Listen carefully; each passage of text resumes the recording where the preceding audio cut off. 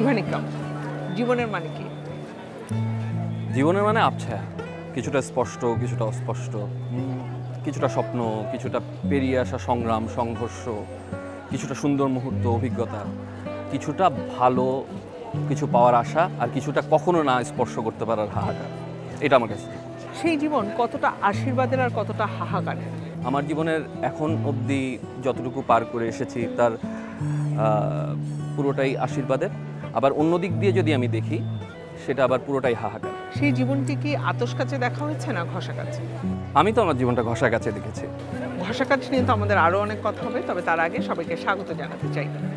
আপনারা দেখছেন community bank নিবেদিত আমার প্রিয় বই, আর আজ আমার প্রিয় বই ইভান ইকরামের ঘষা কাছে।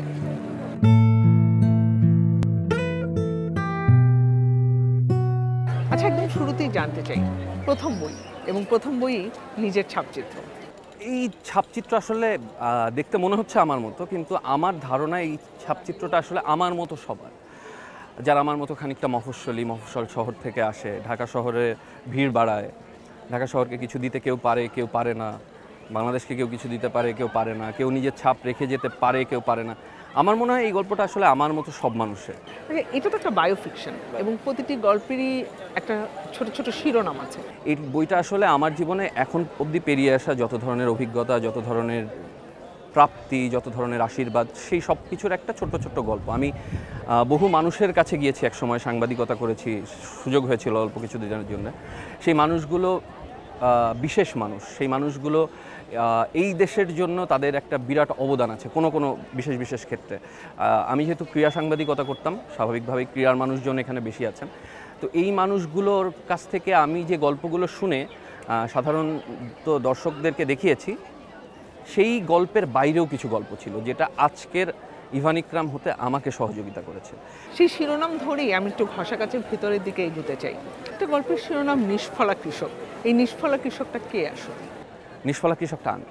এটাকে যদি আমি এভাবে বলি যে আমি আসলে পুরো ভরা মৌসুম আমি আবাদ করে গেছি, কিন্তু যখনই আসলে আমার ফসল ওঠার সময় আমি তার আগে আমার ফসল কেটে নিয়ে চলে এসেছি, এবং নিরাসক্তভাবে কেটেছে। তাতে আমার কখনো কোনো আফসোস হয়নি, বরং সেটা আমাকে সামনে চলার অনুপ্রেরণাটা আরও বাড়িয়েছে। আমি এভাবেই বেঁচে এসেছি এতদিন, হয়তো সামনের জীবনেও তাই থাকবে। এবং এই নিষ্ফলা কৃষক হতে পারার মধ্যেও এক ধরনের তৃপ্তি আছে, সেটা আমি আসলে উপভোগ করেছি, সেই গল্পটাই বলার চেষ্টা করেছি। একদম শেষ প্রশ্ন, আপনি আপনার বইয়ের শুরুতেই লিখেছেন এই গল্পের অর্ধেকটা ফেলে আসার সময়ের আমি, বাকি অর্ধেকটা কার? এই গল্পের বাকি অর্ধেকটাও আমার। তো এই বাকি যে গল্পটুকু আছে, সেই গল্পটুকু আমি কোনো একদিন বলতে চাই, এই জন্য যত্ন করে রাখা আমার সিন্ধুকে। হয়তো কোনো একদিন বলা হবে নিশ্চয়ই। নিশ্চয়ই, এবং সেদিন আমরাও আপনার সাথে যুক্ত থাকবো আবারও। ধন্যবাদ আপনাকে। আপনাকে অসংখ্য ধন্যবাদ। দর্শক, ঘষা কাছে ইভান ইকরামের মধ্য দিয়ে হয়তো আপনারা নিজেকে খুঁজে পাবেন, সেই প্রত্যাশা রেখেই আপনাদের সবার প্রিয় বই হয়ে উঠুক এই বইটি।